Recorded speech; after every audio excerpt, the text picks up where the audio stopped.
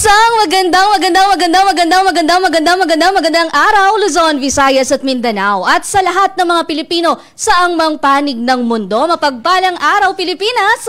Let's push past your limits and achieve big time this Monday morning, Barangay Radyo 1. Oras na naman para sa pangmalakiang pagbabayanihan para isulong ang galing, turismo at produkto ng lahing Pilipino. Ito pa rin ang mas pinalalakas nating pro-Pinoy. Higit sa programa, ito ay isang advokasya. Dito pa rin yan sa inyong pinagkakatiwalaang Radyo 1, numero 1 sa paghahatid serbisyo publiko. Ako po, si Joanna Luna, ang inyong kabalitaan sa mga pinakabagong pwede ninyong pagkakitaan. Kasama ang noon pa man ay pangmalakasan na ang pangarap sa hanay sa mga namumuhunang Pinoy. At big time na nagsusulong ng mga programang magtataas sa antas ng pagkilala ng produkto at serbisyong lokal. The Pride of Radyo 1, ang The Ascenso sa Negosyo Authority, ang nag-iisang Kong Butch Pichay. Magandang umaga, Doktora. Ay, Joanna pala, Joanna.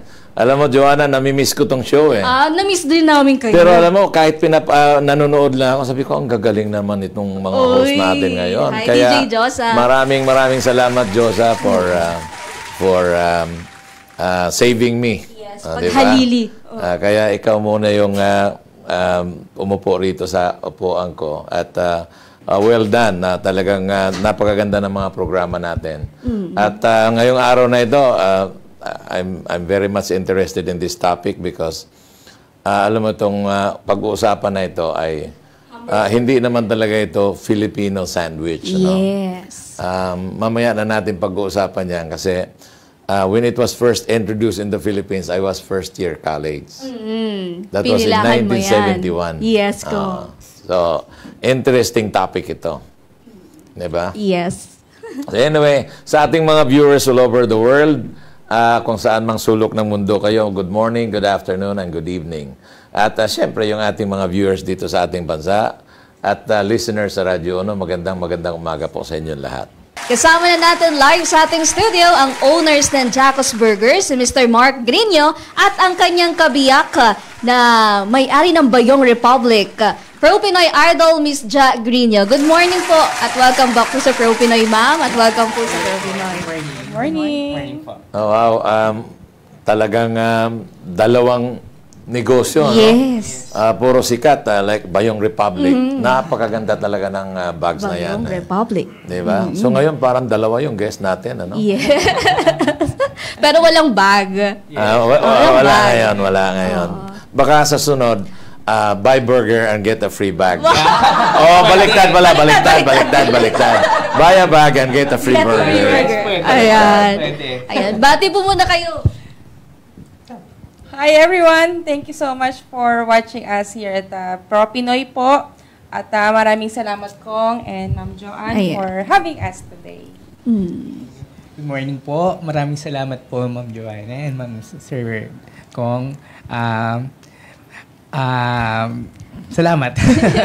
Hindi Okay, ang sunod na tanong, bakit Jacos? Bakit Jacos? Ba't hindi Jackal? Okay. Actually, sir, pinangalan po namin yan sa anak namin. The second na pangalawang anak namin. Kasi miracle baby po siya. Huh? Yes, oo. Tell us about it. Yes. You know, when it's a miracle, we should not miss it. Okay. Tell us about Kuwento. Actually po kasi, si Ja, before, sumakit po yung tiyan niya. Then, nung pina-check up po namin sa OB, biglang may na-trace po na parang cystic po yung ovarian niya. Then, sabi nung doktor, kailangan nang i-check mo tanggalin kasi for biopsy. Nung nakuha po, sinabi kaagad ng OB na cancerous, nasa precancerous stage na po yung ano. So, after a month, inoperate po agad siya. So, hindi po na-detect na pregnant po pala. Oh my God. Pregnant. Ang nagbigay po nung nag-fertilize po, yung tinanggal. Kasi bago po siya tanggalin, naglabas po siya ng na fertilized egg for the baby. Oh my God. So, it's really a miracle. Kaya Kaya nung kinabahan kami, nung time na nalaman namin, even the doctor sabi niya, how come nangyari yung gano'n? Kasi hindi natin. Tapos, nung kinakabahan kami kasi grabe po yung mga antibiotics niya. Kasi Explore Lab po kasi yung kinuha sa kanya nung ano. So, yun. Pero when she gave birth, normal naman yung bata. Normal Oh po yung my, bata. that's the miracle. Yes. That's the miracle kasi even the doctors cannot explain Yes. how it happened. Yes. Probably that's one in a million, Yes. na case, no? So, wow, congratulations. And since Miracle Baby yan, Miracle Burger yan. Pero ilang taon na po si Jaco? He's 8 years 8 old. years old na po. Wow. Very 8 years healthy, old. tapos Very very healthy. witty na lalaki po. Oh. Wow. Yung first nyo, babae? Babae po. Si Jill. Actually, name po ng mga anak namin, Jack and Jill. Wow. Jack and Jill. Okay. Okay, so, ano bang nauna? Yung Bayong Bayong- Republic or o yung Jacos Jacos Burger? Actually, sir, accidental lang po talaga yung burgers namin. Kasi it happens po nung February 14, 2014. Ano siya, Dad? Undas. Ang Undas pala. Yes. Okay. Undas. November 1. Kasi may event kasi doon sa amin. May pera lang kami ng 1.5. Yun lang yung enough ng pera namin. So, bumili lang kami ng ground beef. Bumili kami ng yung buns na sa tabi-tabi nga lang yun na buns. Oo. Tapos gumawa kami ng burger. Nagulat kami kasi pinilahan kami. Tapos kinabukasan, hinahanap kami doon sa pinagbenta. Doon sa grahe lang kami. Tapos bumalik din yung mga first day na bumili. Tapos bumalik din sa amin kinabukasan. So, second, syempre, yung Undas lang, 31 and 1. So, pag close namin, kumakatok sa amin na nagbebenta pa po ba kayo ng burger. So, nagulat kami. Sabi namin, why not i-open na natin yung burgers. So, nung nagulat kami, nung in-open namin yung burgers, grabe po talaga yung feedback sa amin. As in, grabe po pinipilahan talaga kami. Tapos, ang waiting time po sa amin, nasa 1 hour to 1 hour to 30 minutes. Wow. Curious na ako ngayon. Parang gusto ko nang kunin yan at umalis. Napakatyaga. Di ba? So, in other words, una ang hamburger business. Yes. Wala pa yung Bayong Republic. Wala pa po. So, how long before nagtayo ng Bayong Bayong Republic? Republic. 2014 po kasi si Jacos eh. So, mga around 2016, nagpasundot-sundot lang ko kasi I have to be with him sa Jacos. Pero nung around 2016, 17, 18, medyo paano na do? Full time ko na paunti-unti. Kinakareer na. Kinakareer ko na. Tapos noong 2019 kong iniwan ko na siya. Nag-full time na ako sa Bayong. Nagkanya-kanya na. Opo. Fashion, gusto ko yun talaga. Sa umaga, kanya-kanya. Sa gabi, magkasiping. Sama-sama. So, after a year. Okay. Ngayong araw na ito, ang pag-usapan natin ay hindi yung Jacos Bayong Burger. Republic, yung Jacos Burger. Yes. So, when you decided to open, magkakaroon na kayo ng hamburger, business, ni-renovate nyo kaagad yung garage nyo? Actually, sir, meron kaming isang store na pwede naman namin i-try lang yung space. So, Store nyo yun? opo, nirent po din namin. Parang karinderya Parang siya. karinderya. Karinderya. Opo. Okay. Sinirent din po namin. Pero hindi po ganun kagandahan po yung feedback pa doon. So, iba siguro yung market. So, tamang-tama, nung time na yan, usap kami na kukuha lang kami ng konting space, i-try namin yung grilled burger. So, after nun, okay naman po. May mga since na malapit po kami sa hospital ng UST, may mga doctors po na pumupunta sa amin. Tapos, nagugulat kami kasi nire-recommend nila from yung ibang doctors pumupunta. So, until na ang dami ng estudyante from different schools, pumupunta talaga, pinipilahan na. So, kaya nag-usap kami na, okay, labas tayo ng ibang variants din ng burgers, labas na nandyan na yung mga papasok na rin yung mga rice meals natin. And kasi hindi lang naman lahat gusto ng burgers. May gusto din sila. At least may options sila. So, pumasok na rin yung ibang mga... Mayroon namang burger steak. Yes. Di ba? opo. Burger steak. Choices. So, you serve it with rice. Oo. Alam mo, in Japan, at dito na nga sa Pilipinas, yung most burger, ang yes. gamit nila hindi bun eh. Ang gamit nila talagang rice. Ginagawang bun yung rice. So it has to be a little bit sticky. So yun ang nila, it's with rice. But alam mo, yung hamburger, that is actually the national sandwich of the United States of America. Sa ibang bansa. Diba? Yes, yes. Pag manonood ka ng Popeye, di ba, hamburger? Yeah. Diba? So, alam mo ba kung sinong una nag-introduce ng hamburger dito sa Pilipinas? Actually, sir, hindi po. Ang unang nag-introduce ng hamburger dito sa Pilipinas, Tropical Hut. And doon nila ito in-introduce sa Quezon Boulevard. I was, at that time, I was a fresh graduate from college. At una kong natikman yung hamburger, tuwan-tuwa ako. Ang sarap nitong sandwich na ito.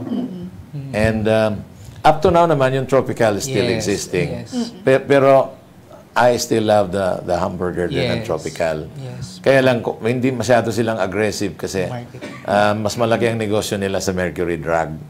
Isang may-ari niyan, Mercury Drug, and then Tropical Hamburger. So, yun ang simula ng hamburger dito. Hindi pumunta rito si Popeye. Hindi si Popeye nag-introduce. Hindi, So, okay. So, saang hospital yun? Sa may UST po. Sa may UST. Yes. So, From classic burger, nagkaroon ng mga... May iba-ibang variant. ibang variant. So, ano mga variant ang nilabas mo? So, nilabas na po namin yung... Pansin kasi namin, Doc, ang mga estudyante... Yeah. Ay, Doc, saka ko. Nalito na ako.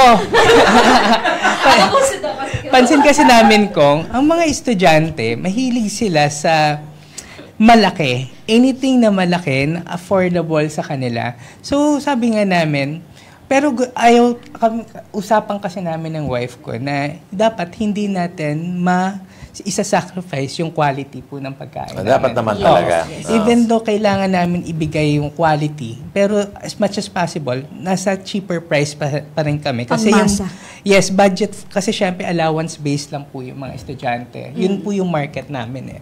So, kaya kami, from the cheese, yung mga lahat, mga mozzarella, cheddar, kami po yung gumagawa. Tapos yung patties, tapos yung ingredients po ng buns, pinapagawa po namin para ma-cost cut, makuha namin yung tamang costing. Quality. at least hindi po namin masasacrifice yung quality po ng buns ng pagkain. So right now, ilan ba ang ating flavors? I mean, ilang variety yung hamburger? Of course, the original hamburger, then my cheeseburger with a lot of lettuce. Ano pa? Meron po kaming classic. Ang classic, well, as in, para siyang plain siya na may cheese sauce. Tapos wala siyang gulay. Doon naman sa quarter pounder namin, may gulay po siya, lettuce, pipino. Ayan, Tapos may onions. Yun po, tapos cheese sauce po na and grated cheese. Tapos meron din po kami Texas barbecue. Tapos yung cheesy bacon mushroom. May cheesy melt siya. Tapos may bacon talaga na naka-cut sa loob. Wow. So, yun. Tapos yung pinupuno namin siya ng cheese kasi talagang ang estudyante mahilig talaga sa more cheesy. Cheesy. Ano po yung bestseller doon, yung cheese? Yes. Iba talaga eh. Everything but cheese. Gusto nilang talaga Pero cheese. ang Pilipino, ang cheese na gusto talaga nila, cheddar cheese. Cheddar Yes. But you know, subukan mo maglagay ng blue cheese. Kaya lang mahal ang blue cheese. Pero that's one of my favorites eh. Blue cheese. Yes. Kayo mag-asawa lang, huwag na niyong itinda. Tikman nyo lang. Kaya masarap talaga yung blue cheese. Opo. So yun ang variety natin, no? So aside from that, nag-offer din kayo ng mga pagkain, no? Like for example, with rice. Yes. Meron po kaming burger steak. Tapos meron po kaming, we call it Jack and Oak. Ito, ang lalaking cuts po yan ng chicken. Parang Para nuggets. siyang, mga ano po, malaki po siyang, Strips. yes. Hindi kung hindi siya steer. Ba? Chicken Buo talaga siya. Oh my God. Tapos, may mga chicken wings din kami. Ito ano ito? Tawag po namin dyan is giant chops. Giant chops. Yes, Ayun yung pork malaki, chop. as in, mas malaki pa siya sa plate. Pork chop yan. Yes, oo. So, malaki talaga. So, yun kaya namin ginawa yun kung na malalaki talaga kasi, parang na-amaze po kasi ang estudyante. Pag nakakakita sila, parang ang laki nung Giant. Yeah, one thing I noticed, tingnan nyo, ang laki ng buns, no? Hindi kagaya ng mga known brand na habang lumalaki yung negosyo nila at yung mayaman sila, paliit ng paliit yung buns nila. Yes. Noong araw, alam ko, yung mga hamburger nila, 5 kagat yon. Ngayon, 3 na lang. Tatlo na lang. Ito, tingin ko 10 kagat yan. Yes. Malaki. So, ngayon, magkano naman ang presyo ng hamburger ninyo? Ang quarter pounder namin, before, nung nag-start kami, 49 pesos lang po. Okay. Kaya, 49. talaga, mura lang talaga siya. Pero since nagtaasan na rin po yung raw mats, yung raw materials, ngayon po, yung quarter pounder namin ngayon is 95 pesos. Mura Pero pa rin. mura pa rin po Mura siya. pa rin. Kasi, doon po sa quality po ng patties, sa yung mga ingredients po na nilalagay po namin lahat, is parang napakamura po niya. May drinks na po bang kasama ito? Wala pa po. Pero meron kayong binibenta Yes, store? opo. Yun. Kung ano yan ko nga, hindi yan extenders. Pure beer So, talaga siya. ang ibig sabihin na kasi Walang yung iba, extenders. nilalagyan nila ng extenders. Ano mo pwede maging extender? Potatoes, yan, pwede yan, singkamas, pwede yan maging extender. Pero yan, kailangan mo rin naman ng binder. So, kailangan mo siguro ng cornstarch para nang sa ganon ay hindi mabuhaghag yan. So, may binder ka. O kaya, minsan yung egg. Kasi egg is also a binder. So, you combine egg with cornstarch. Wow. Sarap yan. Tapos, yun lang. Wala na ibang fillers. Pag nilagyan mo ng fillers yan, hindi mo na malalasahan yung beef. Malalasahan mo yung salt na lang. At saka yung ketchup. So, ganyan. I could see, makapal nga yung buns nila eh. Yes, I mean, yung pate. The patty din. Kung titingnan mo yung pate nila, tingnan mo, ang kapal eh. So, siguro nasa 1 centimeter yung kapal. Yes. Yung makikita mong known brand, siguro wala pang 1/2 centimeter yun, mga 4 mm Saka yun. mahal pa. Oo. Diba? Yes. Yes. And alam mo, dito sa beef business, yung iba ang ginagamit nila Caro beef. Caro beef comes from India, Bangladesh. It's a Carabao, it's a water buffalo that tastes like beef. Pero ang kulay niya maitim. Maitim, yes. So yun ang ginagamit ng iba, Caro beef. Are you using Caro beef? No, sir. Pure beef? Pure beef. Okay, from Australia. Yes, So ini-import nyo from Import Australia. din po. Pangpati talaga yun. Yes po. Wow. Wow. So, makikita nyo. Galing Dito ni sa Kong na Jacko's hulaan. Burger. Hulaan ni Kong.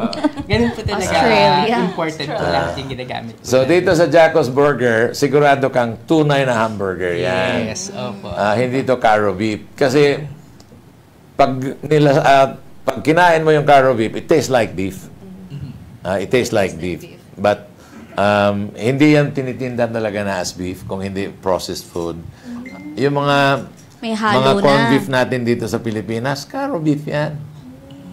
So, sinatawag lang corned beef, but that's Caro beef. Water buffalo. Next.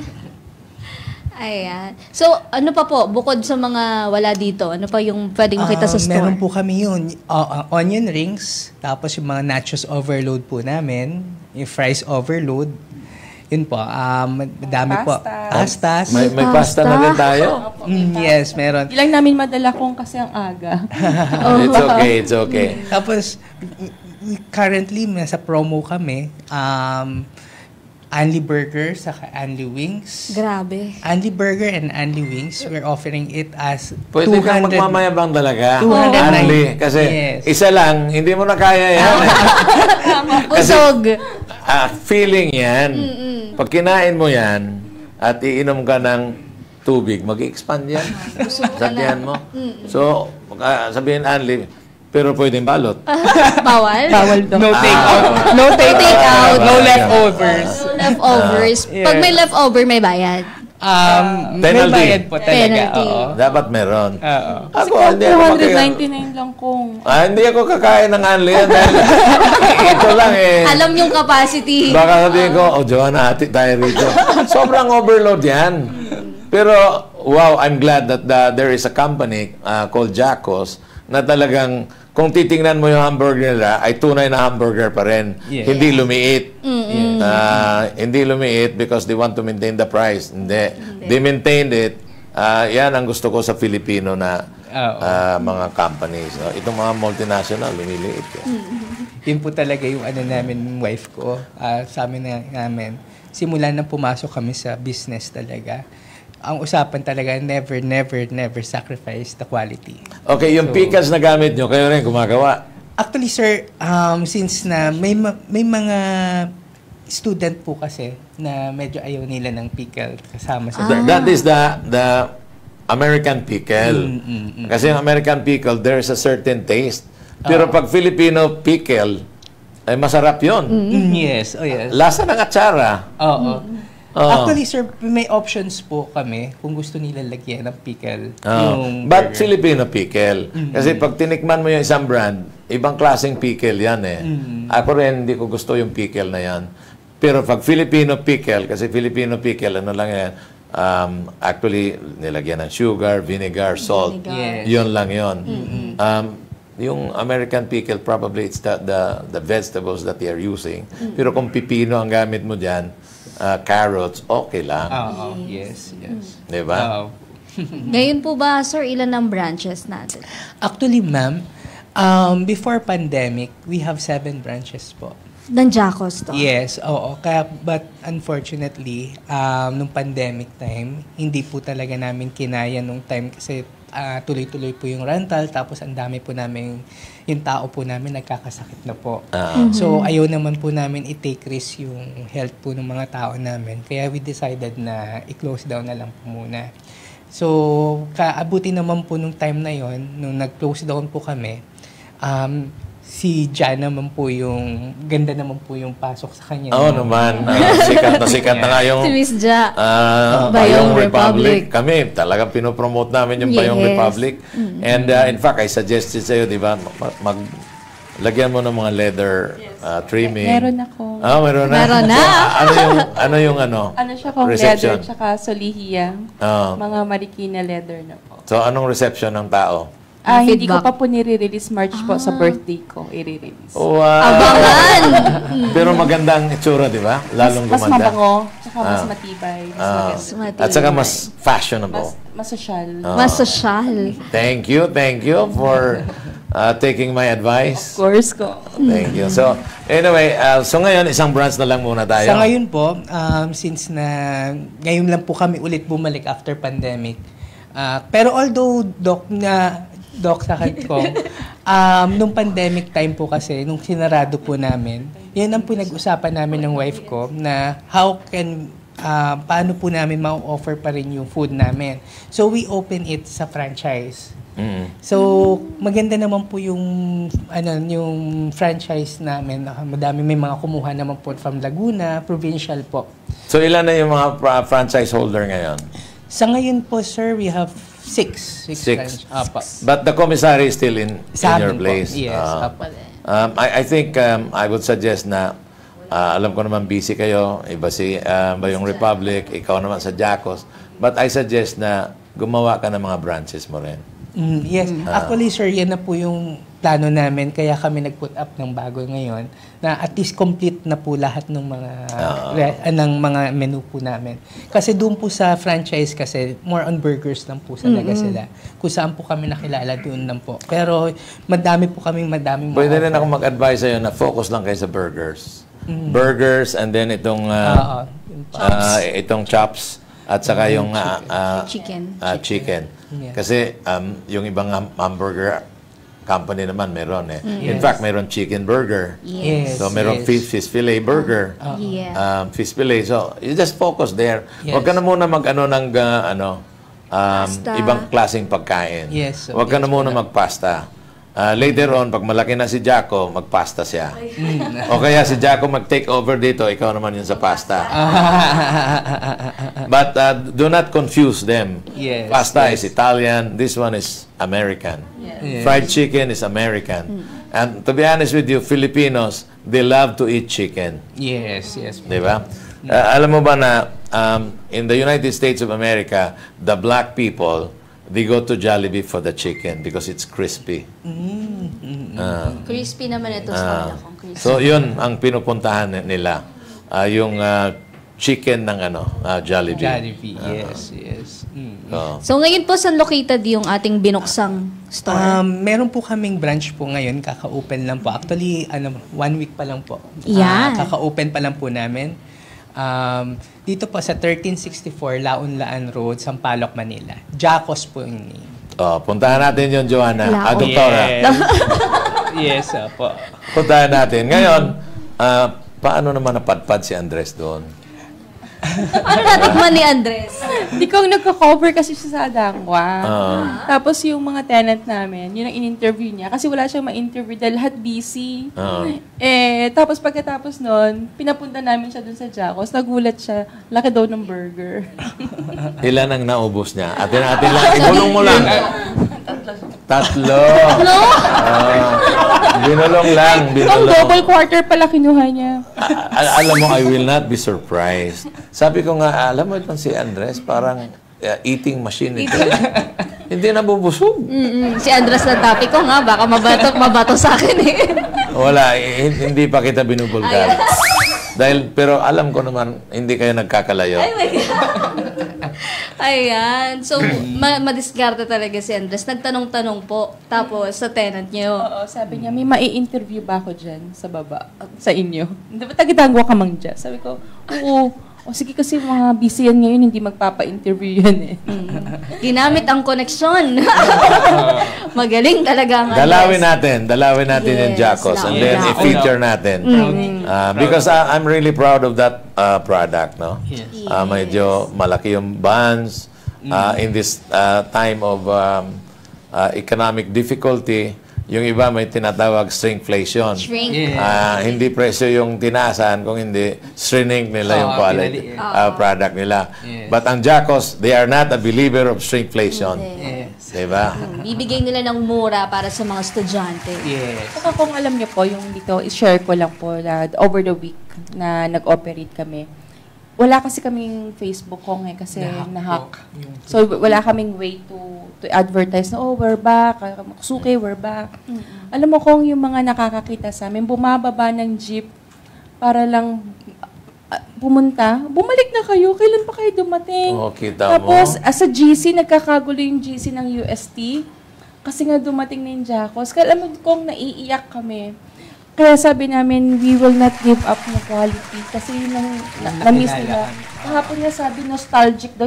Unang kagat, nostalgic agad. Sabi niya, kasi nakakamiss daw pala yung, kumbaga, tumanda na sila for how many years sila kain ng kain noon. Tapos nung nawala daw po nung pandemic, hinahanap daw nila. Tapos message sila na message dun sa, namin, sa page, kaya lang na-hack mo, hindi namin ma-access. So, tumatanggap kayo ng delivery? Oo ko. Good. So, I hope that you will open the next, medyo, meron ka ng One Republic, meron kang Jacos. I know it's busy, but total, pag-uwi naman nyo. You don't talk about business kung hindi love. Yes, Family. Pag sa business ko, hindi kami mag-asawa. We are partners. We talk as business partners. Napakaganda. Yes. Napakaganda. So, can you now invite, kasi na-hack yung Facebook page nyo, can you invite now our viewers and listeners that, hey guys, we're back Nabuhay. with a vengeance. Yes. And I would say na yung mga bumababa ng jeep, it's another miracle. Yes. Diba? Yeah.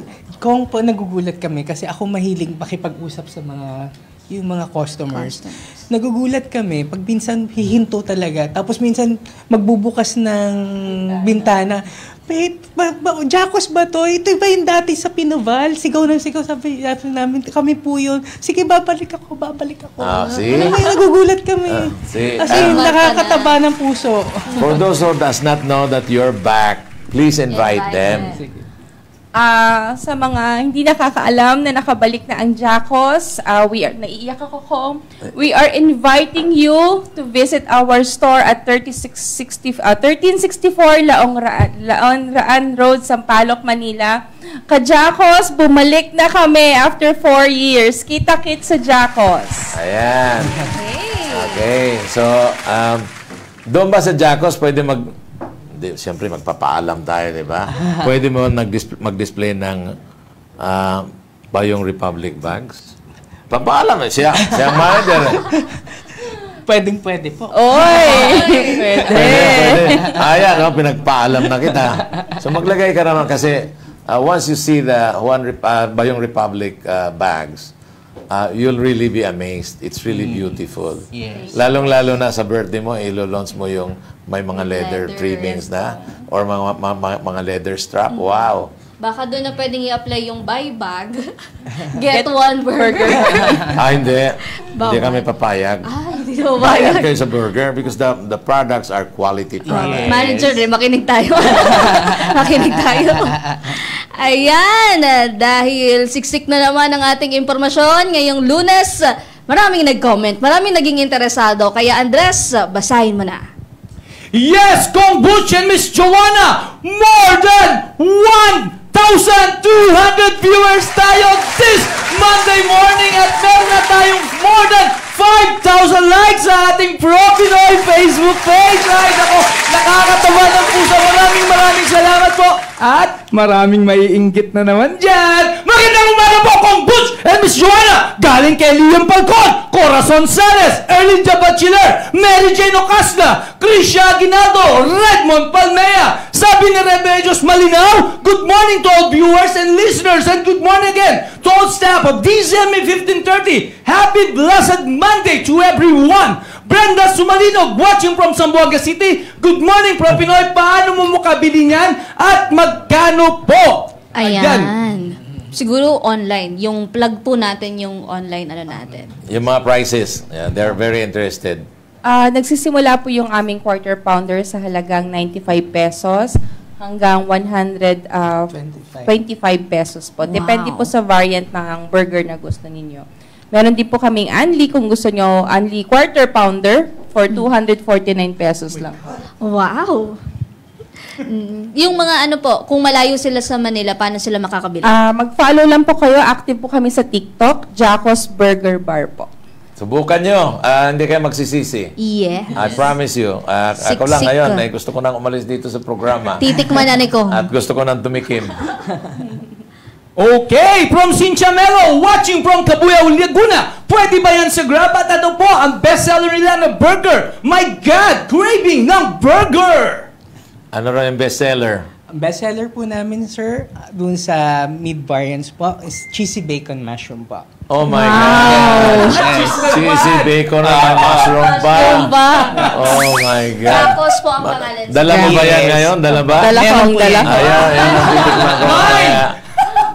Okay. So, ang pangalan po nila sa Grab ay? Wala pa po. Bali po, order sila sa Facebook page po namin na Jacos Burger. Okay, ayan. Papalala Move or Grab na lang po namin. Ayan. Okay, from Monet Ortiz, the best talagang Pro Pinoy, tangkilikin ng sariling atin. Dito lang yan sa Pro Pinoy. Krisha Aguinaldo, exciting at siguradong inspiring na naman ang story ng ating guest ngayong umaga. Truly inspiring. Ganda ng kwento niya, di ba? Abad de los Reyes, very interesting na naman ang episode for today. Kinikilabutan ako sa intro ni Binibining Joanna. Sa boses ko ba hindi kinikilabutan? Maya-maya, mayaya nga si boss nang matikman ang giant burger na nasa likod. Nakakatakam. Baka naman, maka-discount sa kakapanood ng live today. Sir, ma'am, na-screenshot ko na to prove baka naman maka-discount. Pag pumunta daw po, tapos pinakita yung screenshot na nanood sila sa Pro Pinoy. Sige po, bibigyan ko ng special prize. Okay, from Maribel Molino. Magandang morning sa lahat. Watching from Liloan, Cebu City. Grabe, dati pizza lang. Sobrang laki. Ngayon, burger naman. Sobrang laki. Grabe talaga ang Pro Pinoy. Di na tayo pinapadiet. Jeneline Villegas. Wow, hello, Attorney Love. Jeneline Villegas. Wow, galing naman ang mag-asawang ito. Nakaka-inspire ang kanilang kwento. Ang galing talaga ng Pro Pinoy sa mga ganito. Ganda talaga ng usapan. Nakakabilib. Maraming salamat po. Attorney Love Arienza. Ito na siya. Ang swerte naman. Di na ako pipila for 1 to 2 hours. Mine po sa isang burger. Good luck, Attorney! Naglagay na ng titulo. Mine na. May pangalan na. Mary Jane Alvia sa, ano yan? Sa lang po ibig sabihin, isa lang. Ang ibig sabihin niyan, Sir Grino, masarap ang Jacos Burger ninyo. Beke naman, nagparinig pa. Luan Shari Makabani, pasensya na po, late kawilan, galing center, pero nakatutok pa rin sa Pro Pinoy. Maraming salamat. Isa ka sa 1,200 viewers. Antoinette Peo, super sarap ng Jacos Promise, tried and tested. Alan Velasco, dinudumog yan dito sa Espanya. Nung college ako at mga food vlogger, may mga promo pa yan nung mga eating challenge na kapag naubos sa oras, no need to pay. Buti po, nagbalik. Aba, may ganyan pala kayo, ma'am. Wait lang, ano po yun? Paano nangyayari yun? Ano yun kung defeat the meat challenge yung tawag namin. So, meron kaming burger na 5 patties, tapos may fries, tapos may soft drinks. Pag naubos mo ng 5 minutes, libre. Grabe yun yun. Oo, sige nga, manood ako noon. Joanna. Kayang-kaya si Joanna. Ikaw yung panlaban ko dyan. Dito, Andres tayo. Kung ayaw mo, si Andres. Si John na lang. Si John Mariano. Nakakatakot, baka mamaya. Tubig pa lang. Okay, ayan. Ayan, nabasa ko na yan. Connie Maria, mabuhay ang Jacos. Hindi ka taga-Uste. Hello mga taga-Tomasino. Kung hindi mo alam ang Jacos, good to see you again. Maraming salamat. Ayan, back to Studio 2. Kombucha Miss Joanna. Kilala talaga ang Jacos. So anong plano nyo? Because ako, sa nakikita ko, I want to see you one of these days, not only all over the Philippines, pero you invade the United States of America. Wow. Just like Jollibee, di ba? Yes. Dream Jollibee big. is there. Pero I don't see any reason why hindi pwede yung Jacos. Yes. Dalawa yan that will invade the United States. Jacos and of course ba yung Republic. Uy. Dalawa na. So anong future plans? Dapat bilisan mo yung pagtayo ng mga branches. Actually, sir, sa ngayon, since nasa soft opening pa lang kami, kasi nandun pa rin kami sa stage ng parang ay naalam pa namin lahat ng pwede pa namin ipapasok, i-add na mas okay po sa estudyante. Pero since ang gusto namin kasi ng wife ko is if okay naman po yung market dito sa i-expand ulit po kami. Kung ano po yung nasimulan po namin dati, then i-open na po namin for franchise as whole na po. Alam mo, I will not be surprised kasi sa mga nag-comment, sabi, mabuhay, bumalik na kayo. Ay, salamat, bumalik na kayo. Hindi ka taga-US. Ibig sabihin, talagang kilala na yung Jacos. At sayang naman, at nagsara ng konting panahon. Diba? So, sana hindi na nagsara. Hindi na nagsara. But anyway, it's good you're back at people still long for your hamburger. Kaya curious na ako. Tapusin na natin. Ayan. Ibalik muna natin kay Andres Kong para ibigay ang pwedeng manalo sa ating Hulaan Mo ang Kapital Ko. Kung nakinig kayo, buong episode na nalaman nyo kung magkano. Kaya Andres, eto na! From more than 1,200 viewers, ang caller natin ay manggagaling from Bacoor, Cavite, Miss Melissa Curada. Hello, Melissa. Magandang umaga sa'yo. Magandang umaga din po. Okay! Sa tingin mo, eto na! Hulaan mo kung magkano ang kapital na ginamit nila Sir Mark Gringo sa pagsisimula ng kanilang Jacos! Malaki yan eh! Burger! Nasa ano po? Nasa 500,000. 500,000 pesos! Makuha kaya niya ang 600 pesos? Joanna, itanong mo na! Sir Mark, magkano ang inyong naging kapital? Nung nagsisimula kami, start lang po kami sa 1,500. Binanggit niya. Actually, binanggit na niya kanina. Kung sayang! 1,500! Kaya naman, bukas, 800 pesos na ang pwedeng mapanalunan dito sa Hulaan Mo! At kapital ko, back to Studio 2, Kong Butch and Miss Joanna! Si Ma'am Melissa lagi naman nakikinig sa atin yan, Kong. Bawi na lang tayo. Marami pa namang araw. Pero nabanggit na yun ni Sir Mark. Sir Mark, yung 1,500 po ay...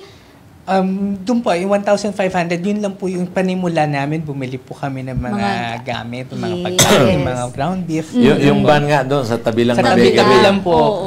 Palengke. Balengke, oh. Ayan. So, maraming salamat po. Once again, pwede niyo po silang invite at tangkilikin itong produkto ninyo. Maraming salamat po sa lahat. Punta po kayo sa 1364 Laon-Laan Road, Sampaloc, Manila. Nandito po, nagbabalik na po ang Jacos. Maasahan niyo po, madami po kaming produktong may i-offers po sa inyo na masasarap, malalaki at affordable po lahat. Sulit na sulit. Sulit na sulit po. Diba? 95 to 125. Grabe, ang sasarap nito na. So, maraming salamat po, Miss Ja at Sir Mark. Thank you po. Thank you, Thank you po sa uulitin. Ulitin natin kasi yung bagong produkto. Bago i-introduce. Ayan, naway nabusog kayo sa kaalaman at inspirasyon sa pamumuhunan sa kwentong hatid ng Jacos Burger. Bukas, tuloy-tuloy pa rin tayo sa ating Big Time Stories of Nego Success. Kaya't magkita-kita po ulit tayo bukas Martes. Ako pong muli, si Joanna Lunang, yung kabalitaan sa mga pinakabagong pwede ninyong pagkakitaan. Have a safe Monday morning, Barangay Radyo 1. Ako naman si Congressman Butch Pichay. Di kami titigil sa pagsuyod sa buong mundo ng mga kwentong kapupulutan ninyo ng inspirasyon, tips at teknik sa pagnenegosyo. Lagi ninyo kaming samahan, Lunes hanggang Biyernes from 9 to 10:30 in the morning, exclusive sa Radyo 1. Dito, Pinoy ang angat. Dito, Pinoy ang sikat. dahil tayong lahat ay Pro Pinoy! Congrats. Pinoy!